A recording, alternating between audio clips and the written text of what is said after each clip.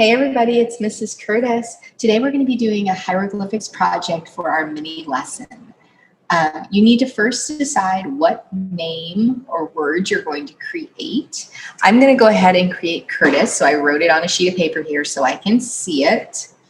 And then you need to prep your paper. We don't want to just write the name across the center. We want to make sure we have an entire design. So here's what mine looks like when it's finished, so you get an idea. I'm going to put a border at the top and along the bottom. So I'm going to take my pencil. You will want to make sure you write with pencil because some of these symbols are pretty difficult, but I'm going to write with Sharpie so you can see it on the screen. I'm going to start by creating a border. So I'm going to make a line that goes across the top of my paper. And then I'm going to make a line that goes across the bottom of my paper. And inside that border, I'm going to create a pattern. You can use any of the patterns that we used on our sarcophaguses or our beetles. But you do want to make sure that you put a pattern there. I'm going to keep my pattern pretty simple. I'm just going to do some little triangles here or a zigzag line.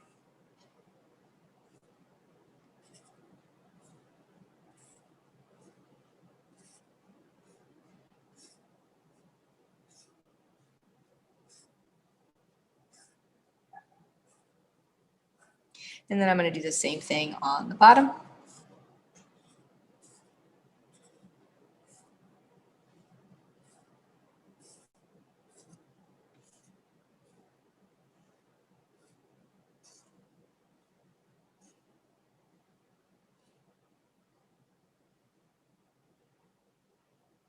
All right. Now that I have my border done, I'm ready to start writing my letters. Now, I want to make sure that I have enough room for all of my letters. So I'm going to start with some guidelines. I know that I have 6 letters, so it's an even number. That means I need 6 spaces on my paper for my letters. So I'm going to draw some light lines going down my paper, dividing it into 6 spaces. So I can get 1, 2, 3 on this side, and I can get 3 on this side. I'm guessing that your word is going to have a different number, so you want to make sure that you plan out for how many you need, just like that. And now I have 6 places. All right, I'm ready to start my letters. On canvas, you can see this paper better, so make sure you look at it on canvas when you're ready to start your own. But a couple of things about it. The first is that some of the letters have the same symbol. So if you look at the A, E, and O, they all use this same kind of bird symbol. If you look at the L and the R, they both use this kind of eye symbol. So you may be using or reusing some of your symbols more than once, and that's okay. But when you're drawing them, make sure you're drawing neatly. Now, again, I recommend you draw with a pencil. I'm going to go ahead and switch back to the marker so that you can see it on the screen. So my first letter is a C. It's this kind of ghost shape, so I'm going to draw that on my box. And I'm going to draw it pretty big. I want it to fill the space that I have available. I don't want to make it super tiny inside of there. And that looks pretty good. You will notice too that all of these are filled in. Do not fill them in with your Sharpie. Do not fill them in with your Sharpie. You're going to color them later with the markers or the crayons or the colored pencils that you have. All right, so there's my C. Let's find the U. The U, oh my gosh, this looks like a little baby chick. So I'm gonna go ahead and draw that shape. Again, I wanna draw it big.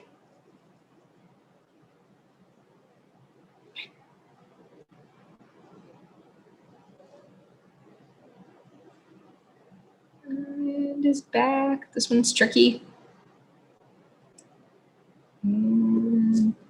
There it is. Not too bad. All right, moving on to the next one. I'm going to move on to the R. There it is. It's that kind of eye shape.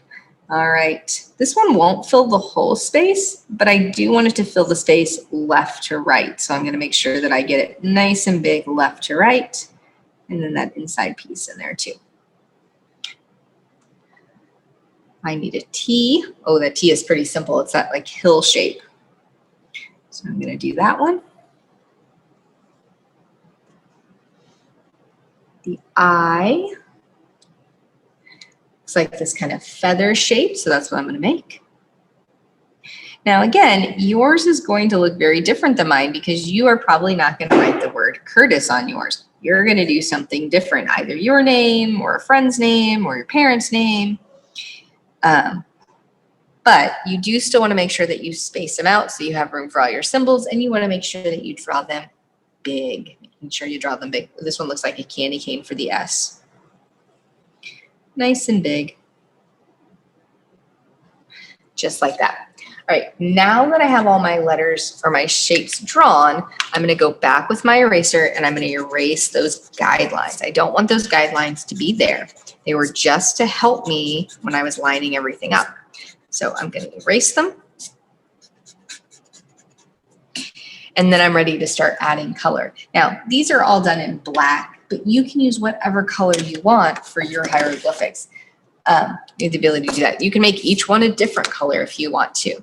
So have fun with your coloring, make it look awesome. Don't forget to color in your pattern down at the bottom. Make sure you're using your best craftsmanship when you do it. And then, of course, take a photo and submit it to Canvas when you're done. All right, I hope you enjoyed this mini lesson, and I can't wait to see what your hieroglyphics look like. I'll see you later.